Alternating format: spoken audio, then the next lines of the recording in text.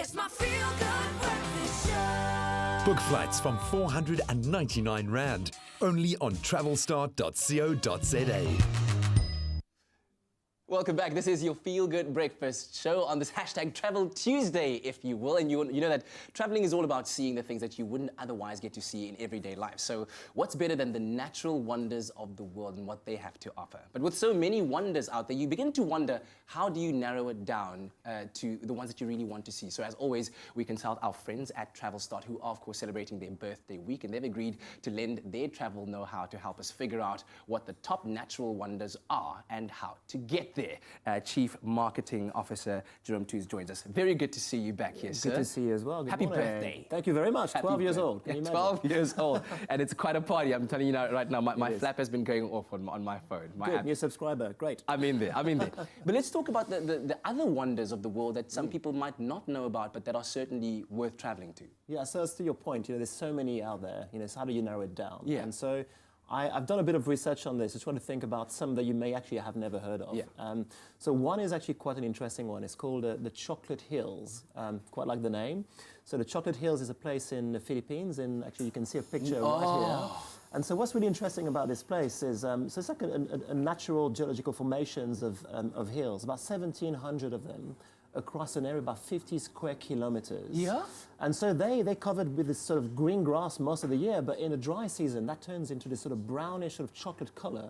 And the scenery is absolutely spectacular. So it's literally hills of chocolate, literally endless scenes. So if you're hungry, don't go there. And so you have literally thousands of tourists from across the world coming to see that from the city of Carmen. So it's one of the center islands in the Philippines area. Absolutely stunning. And then another one, perhaps not as accessible, but a bit closer to home in Madagascar. And this is a place called the Forest of Knives. So this is a, you can actually see the picture here. Oh my goodness. So this place is absolutely incredible. And this was a forest of stone from the Jurassic Age. And with the rain, the torrential rain that you have in the country, in this particular part of the country, in the west of Madagascar, the stone got eroded and turned into those razor-sharp rocks that you would think is the most unhospitable place on Earth. Exactly. I mean, no animals would live there, no plants would grow, and yet this is almost like a gate mechanism for mankind to essentially interfere with actually the monkeys, the white monkeys, they're called the lemur. The lemurs, yeah. King so Julian and his friends. And you actually wonder, how do they climb on those things? Because it's so sharp. So this is also one of the places I would love to see one day. Wow. Absolutely spectacular. I guess it's also to keep the fusas away, right? Exactly. Exactly. Precisely. Yeah. Talk about some of the strangest and unique natural wonders that are out there that you've discovered. I mean, there are so many of them, and it's hard to pick a collection. But one that I came across with, perhaps a bit harder to get to on this one, and this is in Mexico, and this is called the Caves of Crystal.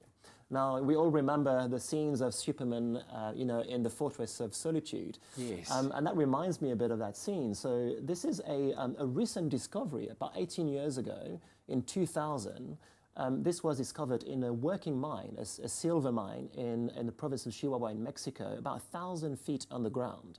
And what's spectacular about this is that you've got these massive sort of rocks sprouting from all angles, and from the water, which is a volcanic activity underneath, makes it extremely hot. It's about 150 degrees, and the humidity is about 100% humidity. That's crazy. So not a sort of place I would necessarily think to go on a holiday.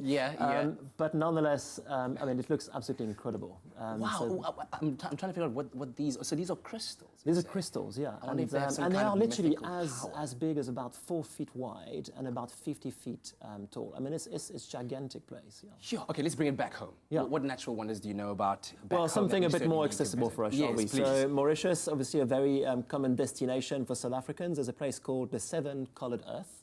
And this is in the southwest of the island. So for those of you that go to Mauritius, don't just stock in a resort. Get out there, see the beauty that the island has to offer. And this is a place called Chamarel.